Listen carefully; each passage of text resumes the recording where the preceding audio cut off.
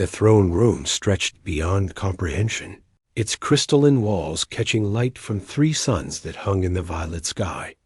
Ambassador Marcus Chun stood among 200 delegates from across the Galactic Coalition, all wearing expressions of carefully measured neutrality.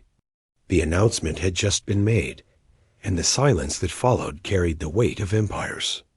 Princess Velara of the Cantharian Empire rose from her seat, her 4 arms moving in practiced synchronization as she adjusted the ceremonial robes that marked her station. She stood nearly 8 feet tall, her chitinous exterior gleaming like polished obsidian under the chamber's ambient lighting. 2 compound eyes, each larger than a human fist, swept across the assembled crowd with calculating intelligence.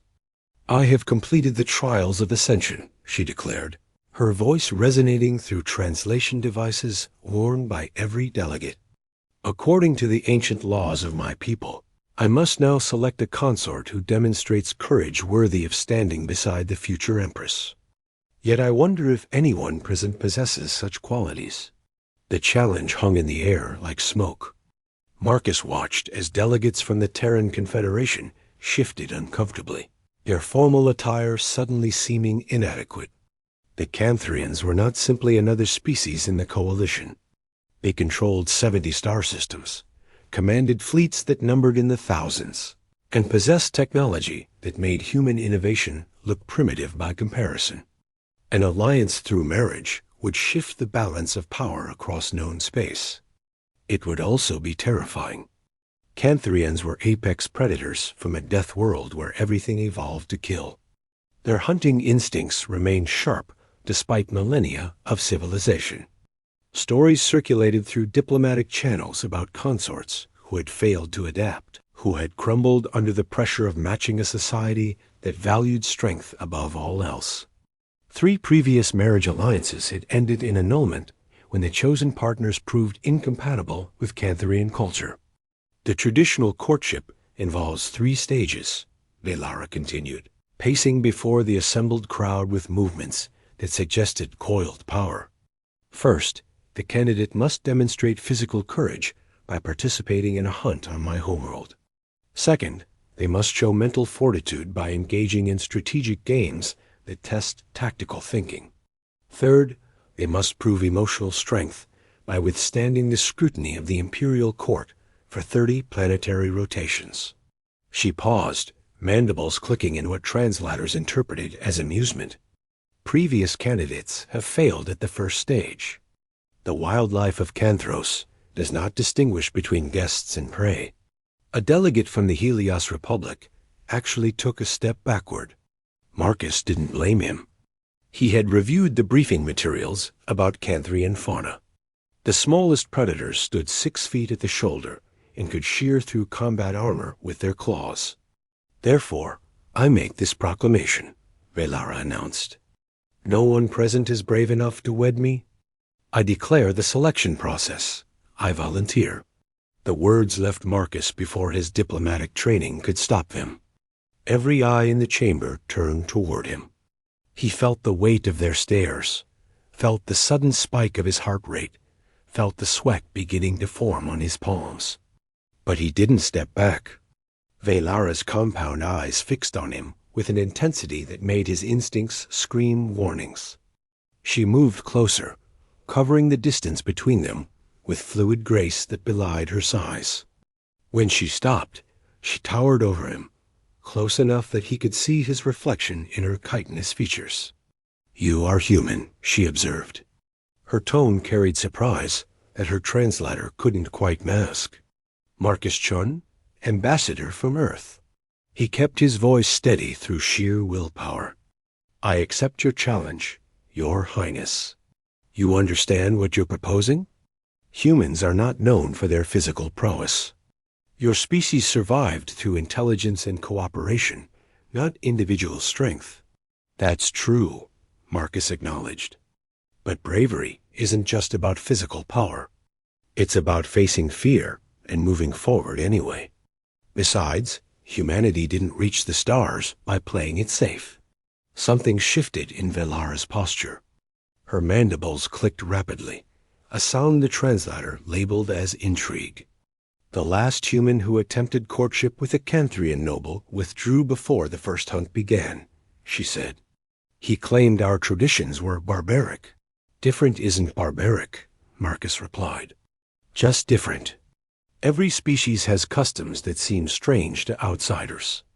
We eat fermented foods that would disgust half the coalition. The Helios Republic conducts business negotiations in complete darkness. The Canthrians hunt.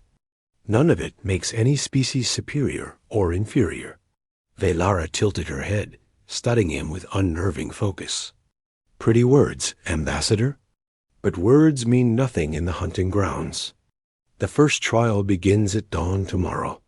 You'll be given basic survival equipment and released into the scarred wastes, where the most dangerous predators on Kanthros make their territory. You must survive for 3 planetary rotations and return with proof of a successful hunt. What constitutes proof? You'll know when you face it. Her mandibles spread in what might have been a smile. Assuming you survive long enough to try. The other delegates erupted into whispered conversations the moment Velara dismissed the assembly. Marcus found himself surrounded by concerned faces, each offering variations of the same message. You've made a terrible mistake, said Ambassador Torres from Luna Station. The Canthrians respect courage, but they don't show mercy to fools. You'll die in those wastes. Perhaps, Marcus admitted, but someone had to step forward.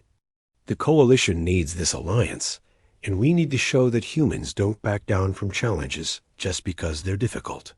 He spent the evening preparing, reviewing survival techniques, and studying what little information existed about Canthrian hunting traditions. The briefing materials were sparse on practical details.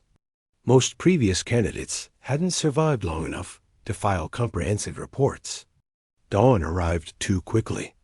Marcus stood at the edge of a transport platform, wearing light armor and carrying a plasma rifle, a blade, and 3 days' worth of rations. The scarred wastes stretched before him, a landscape of red stone and twisted vegetation under a sky streaked with purple clouds.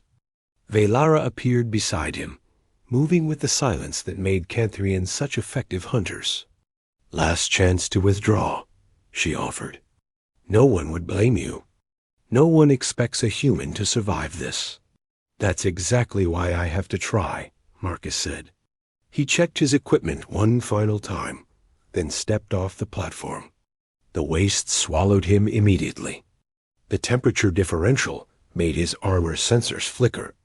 Something howled in the distance, a sound that raised every hair on his body. Marcus activated his tracking display and began moving toward the coordinates marked as prime hunting territory. He lasted 4 hours before the first predator found him. It erupted from beneath the sand, all teeth and armored scales and blind hunger. Marcus dove sideways, bringing his rifle up in a motion drilled into muscle memory through countless training simulations. The plasma bolt caught the creature in its throat, and it crashed past him, thrashing in its death throes. Not good enough. The noise would attract others, and his scent now carried the marker of fresh blood. Marcus ran. Not in panic, but with purpose, using the terrain to break line of sight and mask his heat signature. He could hear pursuit behind him, multiple contacts, moving faster than anything that size should be able to move. The cliff appeared ahead, a sheer drop into darkness. No time to find another route. Marcus secured his rifle, grabbed the climbing line from his pack, and rappelled down as fast as he dared. Claws scraped stone above him. Something roared, and rocks rained down around him. He reached the bottom as his line went slack, cut from above.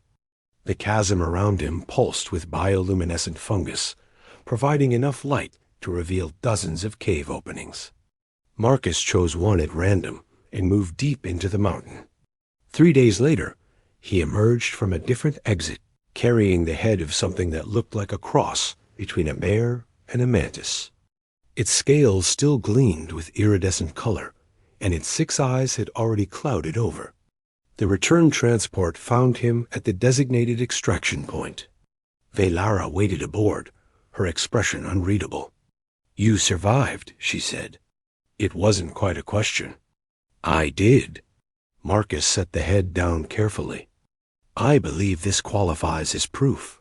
Velara circled the trophy, her movements thoughtful. When she looked at him again, something had changed in her bearing. "You didn't just survive. You thrived. The data from your tracker shows you avoided 17 separate hunting packs, crossed the blasted shelf without equipment, and took down an adult ridge hunter using only your blade after your rifle failed."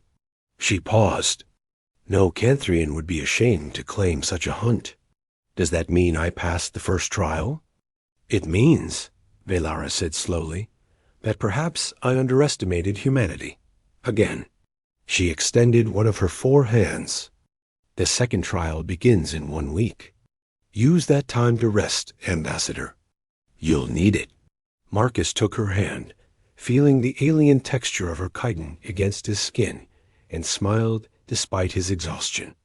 Behind them, the violet sky darkened toward evening, and the future suddenly seemed full of possibilities neither of them had expected.